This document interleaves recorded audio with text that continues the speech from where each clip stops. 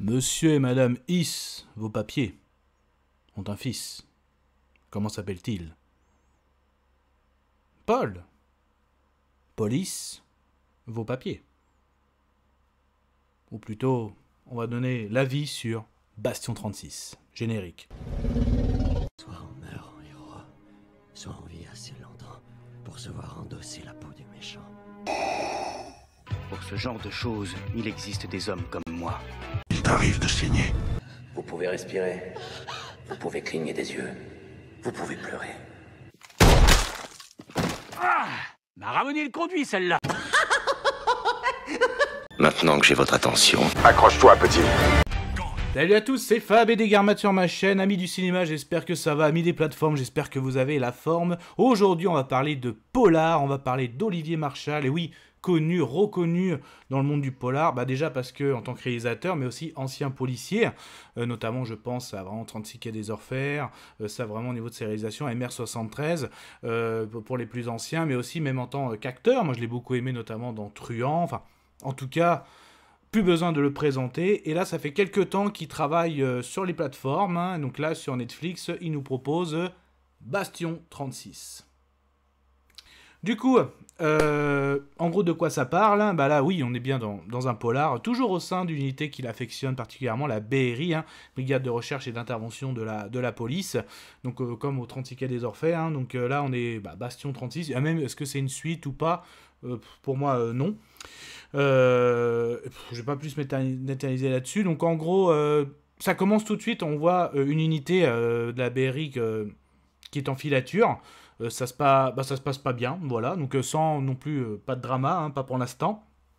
Et en fait, on a notre héros principal, j'ai envie de dire, Monsieur Belmondo, qui est dans les pas à la fois de papa, mais surtout de papy, hein, voilà, donc petite pensée, paix à son âme, et donc en gros, il a aussi dans ce personnage, hein, il joue, il est adepte des combats illégaux, hein, donc, et en fait il se fait gauler, voilà, et il se fait punir, il est écarté de la BRI, hein, donc, et il se retrouve dans une BAC, donc une brigade anti-criminelle ou criminalité, excusez-moi si le terme n'est pas bon.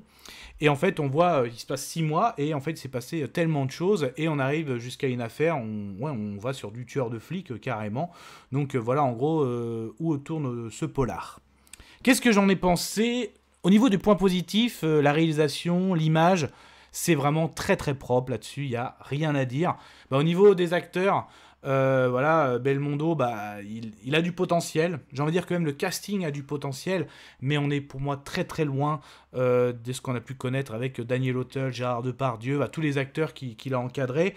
Peut-être qu'aussi il a envie de monter une autre génération. Mais ce qui était fort aussi, c'est que des gens comme Depardieu, comme Daniel Auteuil, on les avait pas vus avant dans les polars, et je trouve que vraiment Olivier Marchal les a tellement bien encadrés, ils se sont bien investis aussi, ces acteurs.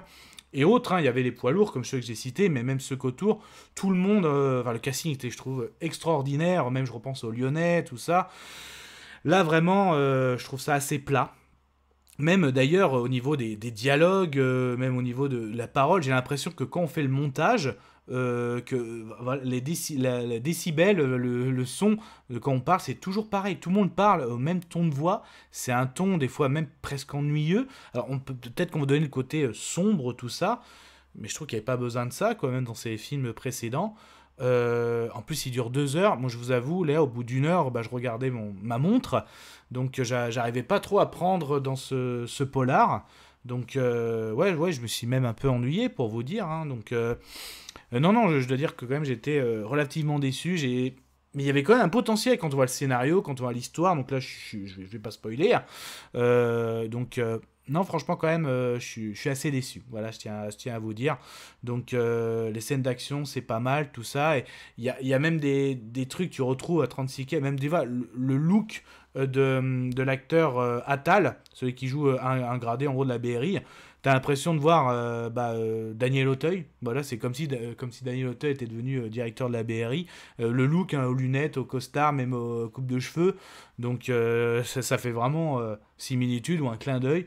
Je sais pas, mais même il y a des actions où comment certains flics, j'ai dit, il y a tueurs flics se font tuer, ça rappelle des scènes même qu'on a vues dans ces films. Donc c'est pour ça, mais ça arrive pas à niveau. Pour moi, c'est quand même, c'est bien en dessous. Donc tiens, je vais donner mon avis sonore, et oui, je suis... Oussa. Voilà. Mais ça, ce n'était que mon avis. Faites votre propre avis. À vous de juger. Et n'hésitez pas à vous promener sur la chaîne, hein, s'il vous plaît, ce type de vidéo avis sur des films, des séries, aussi bien du live action que de l'animation, essentiellement pop culture. Donc là, on était sur du polar, thriller, mais aussi des franchises super-héroïques comme DC, Marvel, de la science-fiction, de la fantasy, essentiellement pop culture. Vous allez sur ma page d'accueil 5e, vous cliquez sur s'abonner, c'est gratuit. Et d'ailleurs, tiens, pour Olivier Marchal, est-ce que, voilà, pour vous, 36 Quai des Orfèvres, c'est une référence? Quel est votre film préféré d'Olivier Marchal? On peut en parler aussi en commentaire, ou de ce film aussi, bien sûr. C'est fait pour ça. Prenez soin de vous. Kenavo. Je vous souhaite une agréable soirée. Désolé pour le bordel.